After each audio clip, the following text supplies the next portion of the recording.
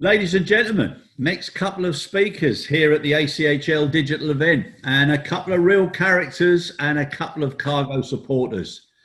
The people I'm talking about is Bart Pouwels, who's head of cargo Amsterdam Airport Schiphol, and Roland Weil, vice president of sales cargo Fraport. Gents, welcome on board. Thanks for joining us.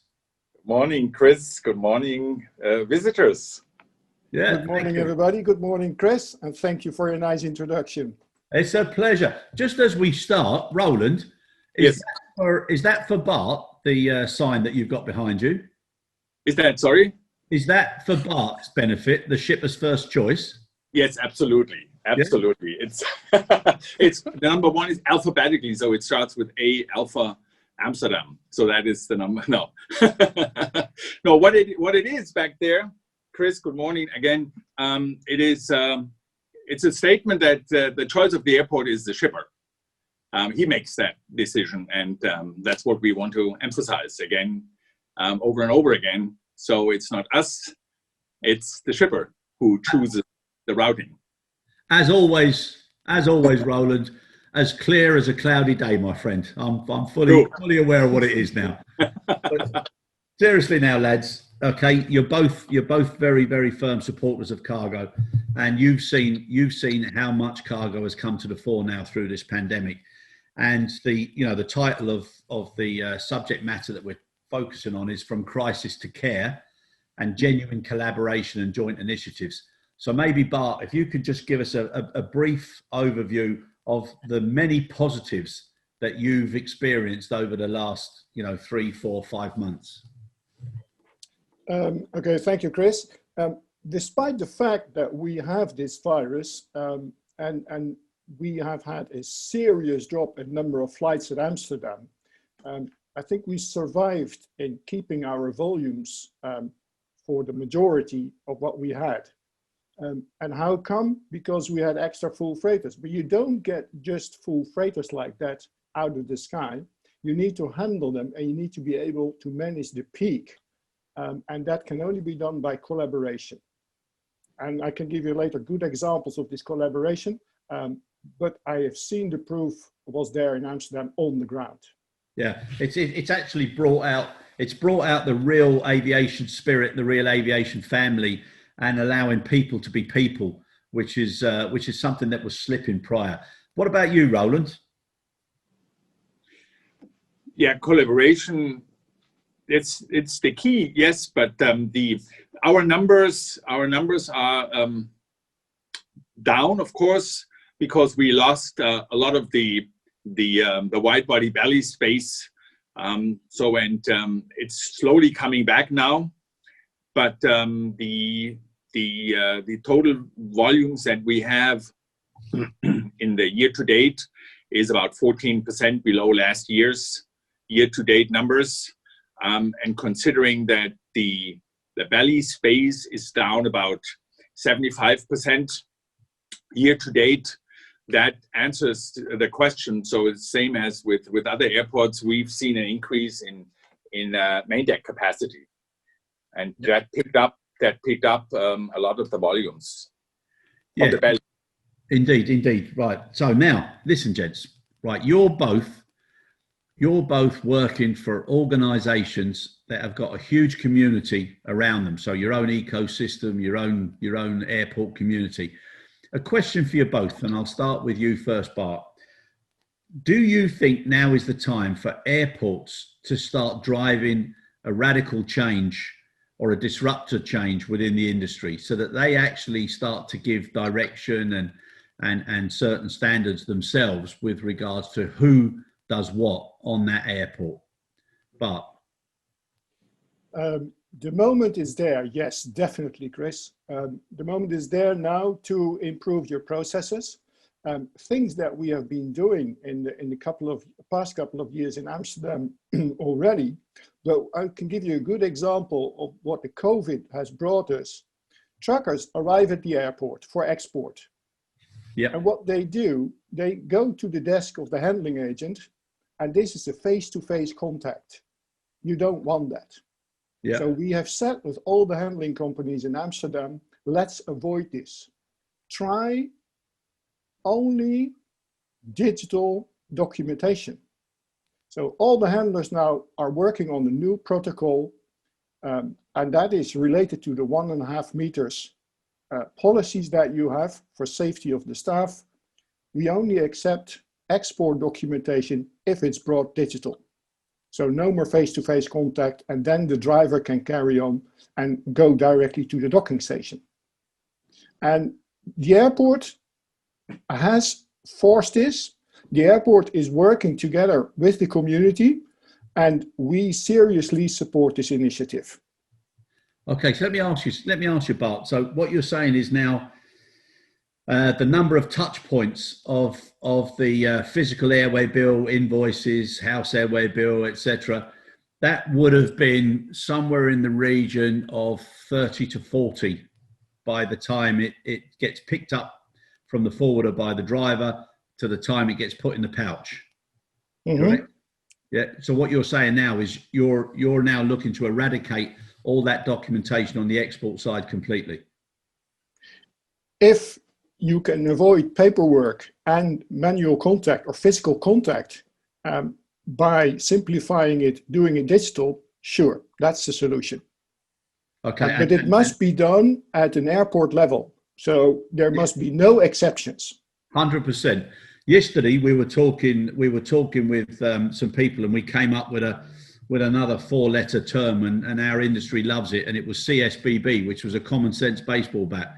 And what we were discussing was that in some cases, when people are left open to their own common sense or their own devices, what actually will they do, and what will they decide is not the right thing to do? It gives too much choice. So this strictness now, especially if there's going to be a second wave, is so important.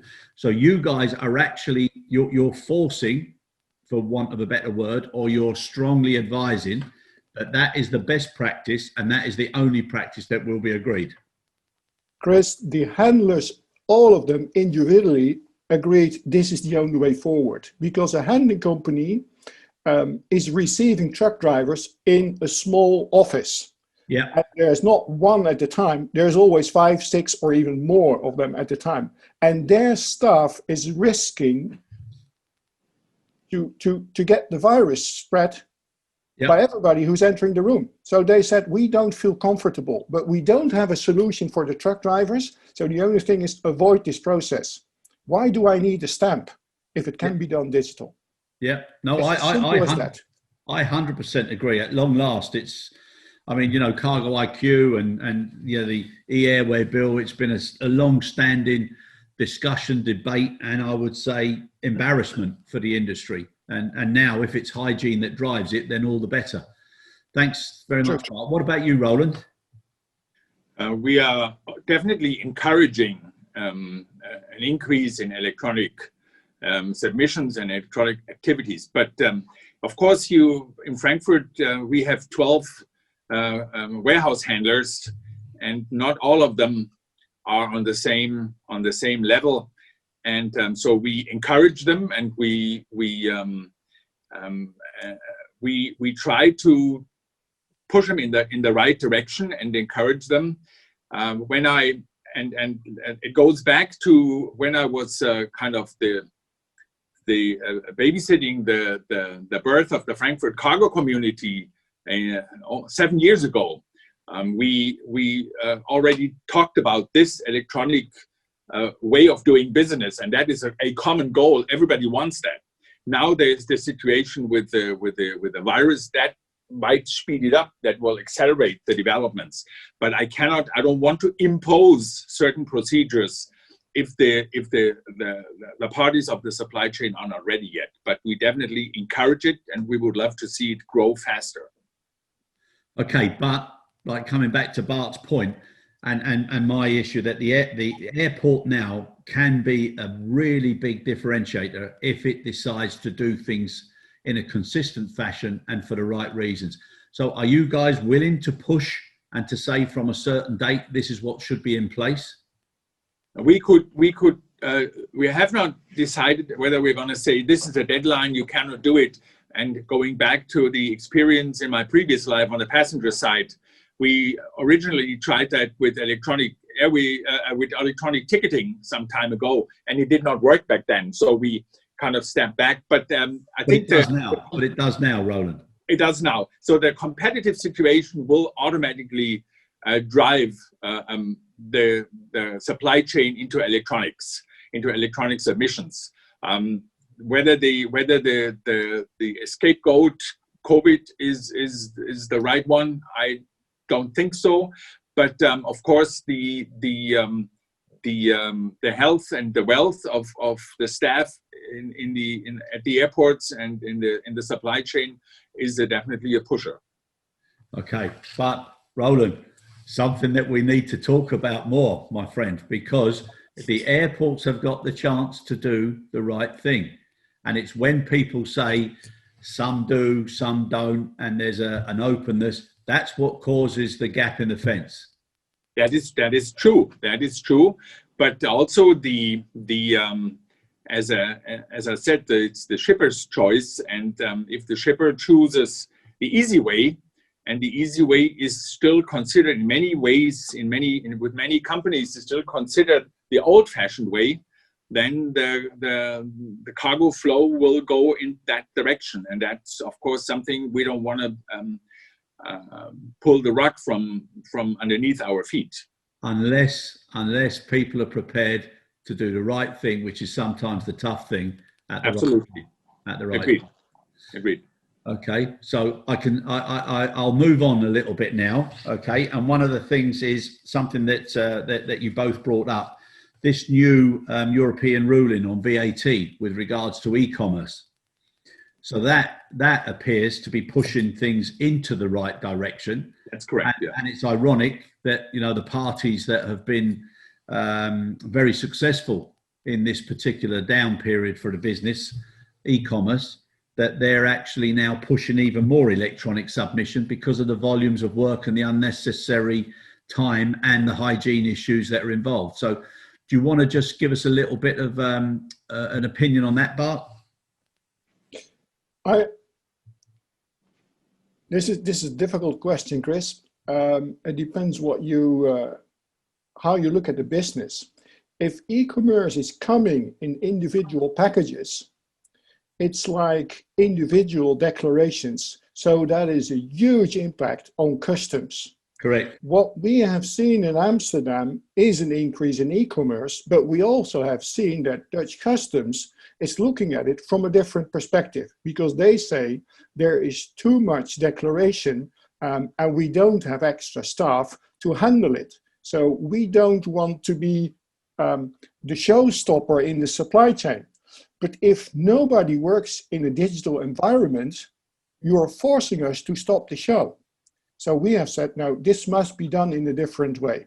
Yeah. So together with our port community system, Cargonaut, we are now thinking with Dutch Customs on a national level how to start sharing information between the government and the stakeholders in the air cargo community in a unique way, in another language that everybody understands.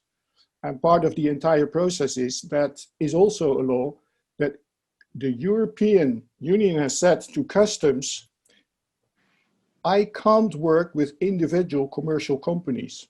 I can only work with a neutral port community system. Yeah. One of the reasons behind it is that Amsterdam is now merging Cargonaut, the port community system, into our own company to modernize it and be ready for the next step.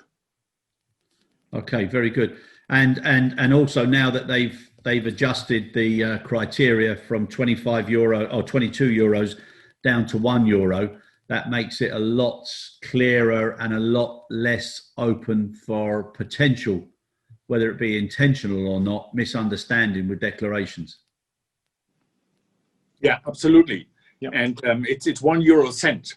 So it's from the 22, as you mentioned. And at the same time, for us as well, and I think that goes with some of the other airports in Europe as well, the only way to do it is on an electronic customs declaration. So that might be the trigger of a development that you mentioned earlier that could be the speeding up of electronic processing overall. Yeah, because my opinion, guys, and again, it's not. I'm not suggesting it's yours, but my opinion is that there's so much negative media now, and there's so much misunderstanding and a lack of clarity, and it's from governments, it's from companies, it's from everybody, that as soon as the commercial button gets ready to be pushed, everybody becomes very flexible and bendy. And I think what people want now, and especially because this next wave is going to be different, but it's definitely going to be there, they want clarity. They want to know, if we get to this particular level or this particular trigger, this is what's going to happen. If this doesn't happen, then this is what you have to put up with. And I think people need to see that clarity. Anyhow, let's move on from that. Now, as two leaders and cargo men, what have been the biggest personal challenges to you both? So let's start with you, Roland. Personal challenges in the cargo sector for myself or for the airport? But for you in your position, what's been the biggest challenge as a leader? The biggest challenge right now, of course, is we are trying to move more volumes, and we are doing it with fewer people. We have people that are on unpaid leave of absence. We have people that are on short-time work. So of course, the workforce that we have is being reduced, or is in the process of being reduced. And you mentioned it earlier. There's of course, if the number of flights are down, of course, the number of staffing required to handle those fewer flights is in the same situation. So we have to. We announced that we are bringing down over the next period our staffing at the airport at around 30 to 3,500 in total. So that is quite a number, and this is new for us. So we are trying to do this, of course, with voluntary packages, with early retirement, with voluntary separation and all that. So there's a number of programs out there. So we want to stay away from having to let people go and terminating people. But the fact is that fewer work to be done, mainly on the passenger side. Of course, manpower requirements are going down. Yeah. Okay. And Bart? I would say, like, the biggest challenge was or is orchestrating chaos. There is so much happening now, and everybody's looking around. What shall I do? What do I need to do? We need to handle thousands of tons of PPE materials all at the same time. Customs need to let it go and give it priority over to other cargo. And the handling companies survive this, but I really have to, I feel sorry for them that they had to face 10 to 15% illness in their staff. And the number of flights doubled versus normal situation. We had 110% growth of full freighter flights, and our handling companies were facing 10 to 15% people sitting at home during the crisis. And then you have to motivate them. How can we work together and survive this? And I think we did.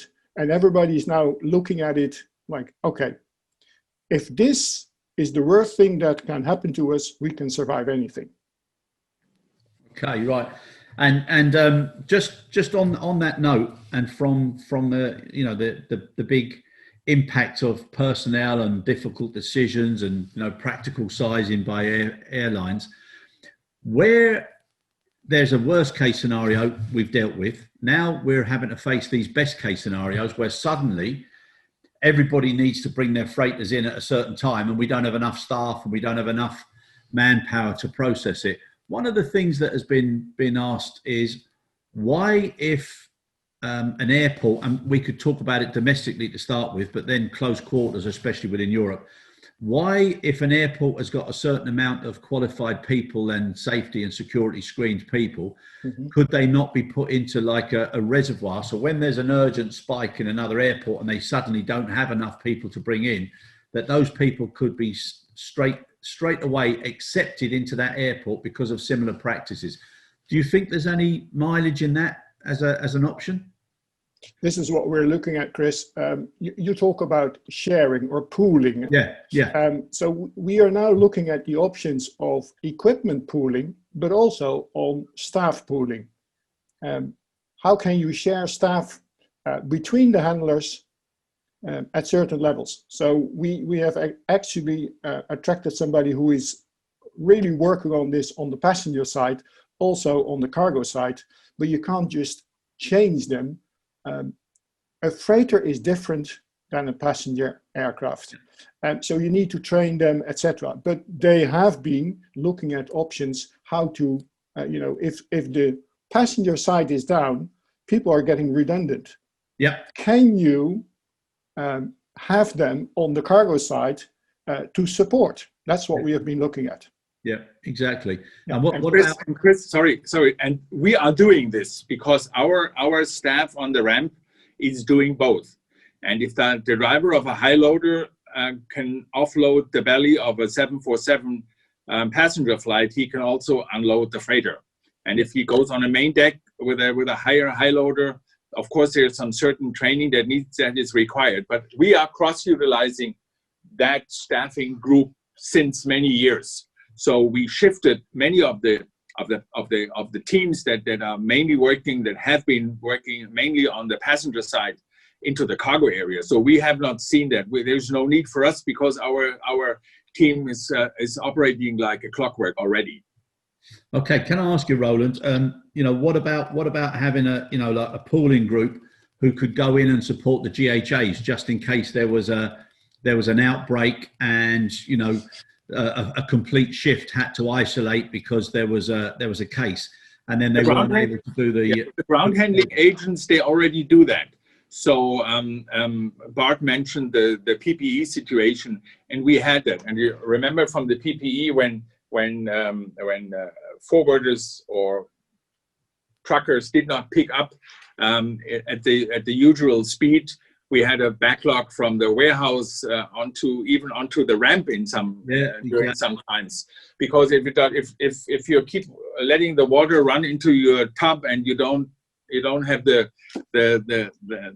plug open on the bottom, then there's an overflow. Yeah. So we want to make sure, and this is a good example of the community, because the community was working together to solve that jointly. And that is really a good example on how an airport community is working. And they were talking in different groups, whether this was on perishables and the perishable group. When you're looking at future, the perishable group is looking into vaccines. Because down the road, as you said, it used to be a problem on the PPE side. Now, if we don't solve that, the vaccines will not flow over our airports. Correct. So this is, and they are talking, and they are looking, they are stepping outside the box, and they're really, it's not like, this is my business, I want the biggest share of this business, and I don't care what the rest of the world is doing. Now they're working together, and it's a collaboration. And they're helping out with not necessarily with staff, but sometimes if you have an import charter that cannot be handled, they are talking. And for me, I'm airport authorities. I'm staying out of this, but these are individual companies, and whatever they do to optimize their resource manpower and their resource warehousing, that's up to them, and they do it, and it works quite well. Yeah. Okay. Chris, I've seen some good examples of this collaboration between the airports. The handling companies in Amsterdam were approached by their colleagues from Belgium airports. The illness percentage in their airports was above 30-40%, as you know. Exactly. And they said, we simply can't handle all the freighter flights anymore. Yep. Amsterdam, do you have extra capacity? And although they were facing 10% reduction of staff, they said, yes, come on, bring it to Amsterdam and we'll help you. And I think that is supporting each other ultima forma. 100%, and that's what puts the care back in the aviation community, which is the right thing to do. And just taking it now a little bit further, and Roland, you spoke about the vaccines. One of the numbers that I was given was that even if they get to half of the amount of vaccines, the minimum it will be something like 8,000 full freighters, and that's for half. So the realistic horizon is that we don't have the capacity, the infrastructure, or the capability to handle such volumes with the expectation that the populations will have upon the aviation industry. Now, as airports, are you doing anything collectively or collaboratively to actually work out, whether it be through algorithm or artificial intelligence, what the capacity and capability is at your airport, so that if there's a vaccine commission or there's some sort of vaccine oversight program, that people will be able to say, right, this is what we can comfortably handle in each one of these airports? Well, the vaccines bring huge challenges to us, and number one is, where is the vaccine coming from? So this is, where is that global flow? Can I just stop you there, Roland? Yes. Simon, just a little technical question there. You know how much I love to look at Roland. Is his picture still showing? He was off the screen. Yeah, Chris, we've got him back on. There you go. Roland, I know you like to keep yourself fit, my friend, but we're happy to watch you, so no need to turn the screen off. Okay. No, Right. As I said, the vaccines, we are looking at this again with the community all together. And for us as an airport, so we are talking to airlines, we are talking to warehouse handlers, we are talking to pharmaceutical companies around the world. So one question is, of course, well, once the vaccine is approved, it will be produced somewhere in the world, and it will be licensed to other parts of the world, most likely. Correct. So if the vaccine flow originates in the United States or in Russia or in India or in Europe or anywhere in the world, it will connect somewhere. Yep. There are some companies that say the vaccines might be transported 2 to 8 degrees. Others say it might be deep frozen. So we don't know, but everybody's getting ready for cooling facilities. We know we're talking cool trucks when it's being trucked in Europe. So I think that we are all pulling on the same string here, and we are confident that with the airports in Europe, the big ones, that we can handle it wherever it's coming from and wherever it's going to. Okay, so irrespective of source, origin, and transport mode, are you guys actually looking to simulate the amount that you could accommodate on your airport and how it could be managed? Is it as defined as that?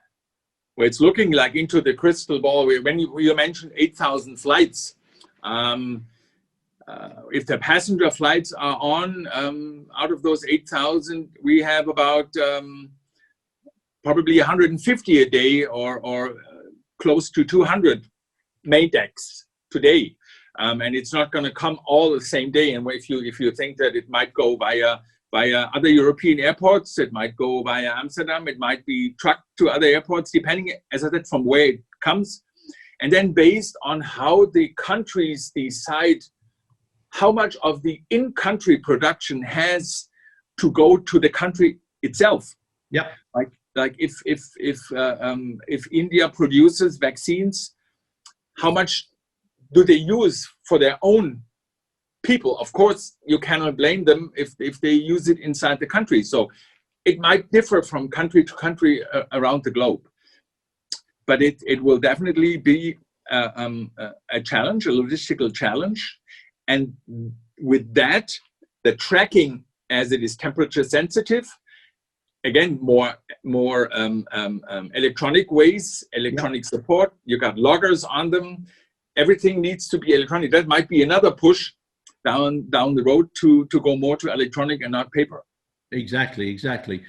Thanks very much, Roland. Now, Bart, same sort of question to you. Like the point I was trying to make is if airports take the lead in being realistic with the capability of that airport, and that they verify it through, like I say, some sort of acceptable process or algorithm. Are you guys looking at things like that in Amsterdam as well? Definitely, Chris. The vaccines are a good example, but the number of flights, I don't know how much there in the end will arrive in Amsterdam, but the operational process is what worries me. If you have a multiple number of flights versus what you're used to, you get peaks. During the crisis, we have seen peaks of flights coming in. Simply what we did in terms of collaboration between the handlers, the airports, and customs, we had frequently calls. I have seen 5 flights coming in from this or that company on the system. Bart, do you have seen the same? And I said, no, I saw only 3. Yeah. And the handling company says, oh, my airline says they're coming with 5. So you do check, cross-check, and then in the end, you come with a good forecast, what is realistic. And customs is involved because they need to know as well, because they said, we have seen so many ghost flights. Yeah. And ghost flight means they're coming in, nobody announces that they're coming, not what they're carrying, etc., etc. And if you inform customs upfront, we expect this and this company, I won't mention any names, of these airlines coming in with a 747 or with a 777, they need to be prepared as well. Exactly. And they said, okay, we're looking at this huge increase of PPE flights in Amsterdam, and we're going to give it full priority without losing quality, because we are a gateway to Europe. So they're going to be strict, but it's 200% focus on PPE materials. So for the vaccines now, I'm not so much worried about do we get 100 flights per day extra or not. It is what is the contingency plan if it gets stuck. Yeah. I'm sure that all companies in Amsterdam, they have CIV, they have GDP certification, etc., etc. But it's about communication. Guys, we see this flight coming in. Do you expect it? Check it, cross-check it. And what alternatives do you have? You need to be also involved with security, but because vaccines is a nice to have product for those who have other purposes with it. Yes, indeed. So you run the risk of, theft, or the other part is you mentioned several countries can be producing vaccines, counterfeited products. You don't want to happen entering the market via your airport. Exactly. No, very strict regime there is necessary. Now, from an airport perspective and facilitating all of the challenges that are coming, in the past and pre-COVID, there was enough argumentation about various issues like night curfews, like slots, etc. So, Roland, do you want to give us a kick into the to the night curfew realities? The night curfew for us, it is a challenge for delayed operations of some airlines. And of course, for those who do maintenance in Frankfurt that are bringing the aircraft during the night, or that used to bring the aircraft during the night for maintenance. We had a relaxed night curfew. The curfew was not lifted during the PPE movements, but it was exemptions were granted. And we really appreciate that from the authorities. They supported us full swing here.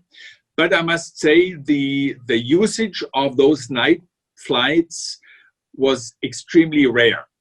So when we see global traffic flow coming from Asia to Europe, it's arriving in the morning, and that doesn't affect the night. If it goes back to Asia, it leaves noontime in order to reach the destination again in the morning. If you're looking at the United States, it's coming in the afternoon, departing the United States in the afternoon, reaching in the morning, and going back the same day for an arrival in the States. So the vast majority is during daytime. And so really the curfew is not as I would say a roadblock as everybody thought it would be, from my point of view. Okay, but there is flexibility now moving forward if, from a humanitarian perspective, it's necessary. The airport supports it. Yes, and I'm pretty confident, although a final decision has not been announced as such. But if the authorities are giving in for PPE, why wouldn't they put a roadblock on if it's vaccines? Yeah, of course. So I would think that a similar setup could be reached or will be reached. I'm pretty sure. Good. And Bart, on your perspective related to slots, which was a big discussion point pre-COVID for Amsterdam. Mm-hmm. For the PPE materials, the Dutch government was very cooperative, and we're all thankful for that they said priority to PPE entering Europe. So we are going to grant extra rights to all airlines who are bringing PPE materials. In today's situation, we are 80% down in terms of passenger flights in Amsterdam. Yeah. That means that there is extra slots available. Full freighters can benefit from the situation. I don't have a crystal ball, but for the next 9 months, Chris, there is no difference probably in today's situation. We expect that this will last longer than we all hope for. But the advantage for the full freighters is that there's plenty of slots available in Amsterdam. Yeah, and one would hope that in all airports, as with all carriers, as with lots of organisations, the emphasis on cargo now is going to be ever important moving forward as a balance of business and not just focusing on what people consider to be passenger and retail. So hopefully that will be a lesson learnt for everybody, a little bit like, having a certain degree of onshoring or home shoring.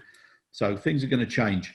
Now, gentlemen, as I mentioned to you at the beginning, one of the things I'd like to get from you before we close is 3 things or 3 items or 3 examples of collaborative and joint initiative that you as an airport would like to support your community with, and then 3 items that you would like your community to support you as an airport with.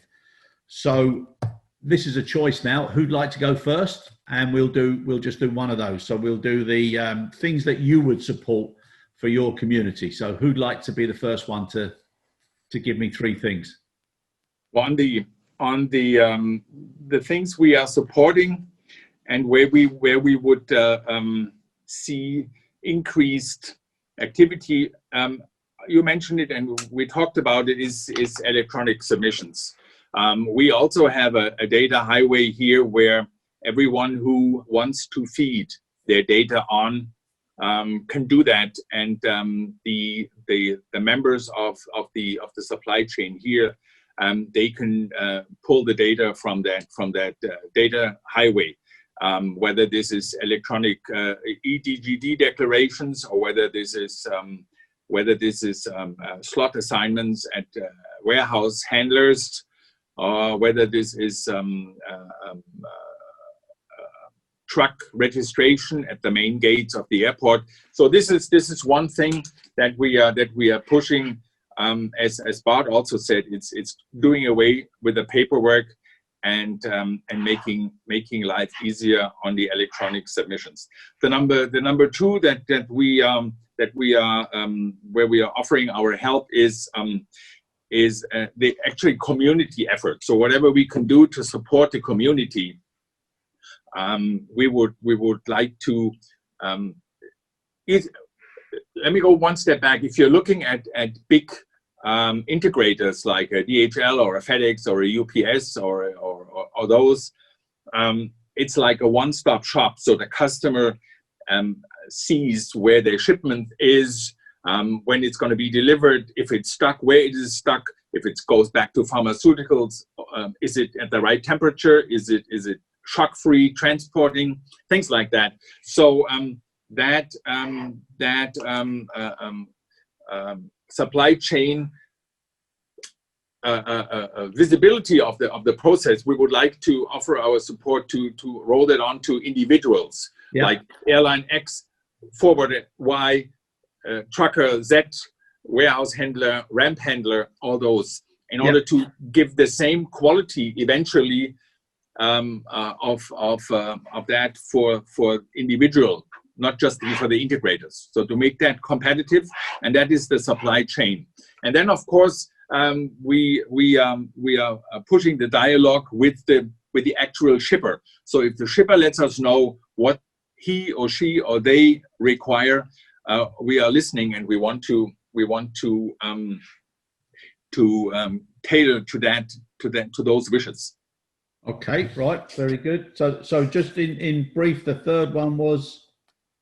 The third one was basically the dialogue with the shipper. What is the need and the requirement of a shipper? What are they expecting from the supply chain going through an airport? So that they can make a calculated and genuine first choice. Yeah. Beautiful sign behind you. We managed to get it in, Roland. Okay, now, Bart, the three areas that you would support the community on from a collaborative and initiative perspective. I think we already discussed the first point is called digitalization. Exactly. The example that I gave earlier about delivering export documents in a digital way, support a uniform way of working, and we call that in the project E-Link, but that is number one. The second one is having a port community system is one thing, but it must be accessible for all the supply chain partners. Yeah. And I'm not talking about only the airlines or customs. I'm also talking about the smaller freight forwarders. How can you support them with a plug-in system that is acceptable? It doesn't cost them too much. So the airport is driving this case, not overcharging, and make it happen for everybody. Yes, no, so very good. That's the second thing. And the third thing is, I can think of solutions as an airport, but then I have to push it in the market. I want to pull it out of the market. What is it that you handlers or freight forwarders need? And they come up with examples like a trucking app or et cetera, et cetera. So we're going to develop that together with them with their needs and specifications. So they want a certain application. We say, okay, let's support it. What are the requirements of the application? And handler number one has different requirements than number 5 or number 3. And you're trying to frame that into a solution that everybody is happy with it and can work with it. Exactly. Okay, very good. And sticking with you, Bart, now, what would be the 3 items that you would look for with regards to receiving, support or understanding from your community? Receiving, I would say, exchanging information with them. Keeping me updated about the changes in the network. Yeah. In the road feeder services, we receive many trucks. If there is a delay during their journey, please keep us updated about the delay. So we can also inform them, the handling companies, with the appropriate time of arrival. Because you don't like congestion at your airport. Exactly. Okay, and anything else? A couple of others? No, I think it's about sharing information and sitting around the table together. All right, my friend, lovely, thank you. Now back to you, Roland. Number one for us, of course, is an open dialogue. This is the real driver. So if everybody thinks in silos and is not sharing their concerns and their plans, as I mentioned earlier, go out of the isolation and work together as that airport and the community at that airport. So cooperation amongst those members of the supply chain and even the competitors within the airport, like the ramp handlers start talking the cargo handlers start talking amongst themselves and optimizing the processes. So this is where we are, as I mentioned before, we are listening. We want to listen and we want to help, but we don't want to impose. We don't want to say this is the way it has to run, because we had some bad experience in the past where we were confident that what we did was right, and then we found out that this was a burden to everybody that had to live with Frankfurt in the past. It goes back some time, so we changed that approach. So listening and an open dialogue is number 1, 2, and 3 at the same time, and the results out of that is, of course, going forward and optimizing what we see here and what we do. What you're saying is I need to put my common sense baseball bat away and possibly bring out a feather or a soft chamois leather. Up to you. No, listen, I appreciate it. So, but I think one of the things that, just to end with, and we've all sat on AOCCs and various commissions and groups and working sessions, and you get two very different types of representation. You get the enabler and the blocker. And I hope now that this pandemic has taught people, stop blocking things just because of your opinion or because it affects you, and start being enablers so that we can all act together instead of just talking together, and then perhaps we'll start to deliver together. And we need and we are seeing that companies and people step out of their box. They do away with this. Has always been done that way, so they are open for change. That's good. And I think if you're not changing, you get run over by the train coming from behind, and that's what you don't want to do. Yeah, no, exactly. And just to finish, gentlemen, I think it's important that we recognise and respect every single person, not just from the aviation industry, but especially in healthcare, for everything that people have done on the front line. And please God, with what's going to happen over the next 5 to 6 months, that it will be different and it won't be as drastic, and that there'll be a lot more lessons learned from it, and we'll come out a lot fitter as a result at the end. Yes. Really appreciate your time, gents, as always. Always good Thank to you see very much, Chris. It's a pleasure. Thanks. two Thanks. airports close to each other, and also two airports working towards the optimum goal for the whole industry. So thank you very much, Bart. Thanks, Roland. Really appreciate it. Thanks for Thank having you us. very much, Chris. And thanks for all those that are watching and listening. Thanks for spending the time to listen to what we have to say. What a beautiful smile there at the end, Roland. Hey, what a lovely one. Cheers, Bart. Thanks. Cheers. Thanks. For this, Bye. lads. Cheers. Thanks, Chris. Bye.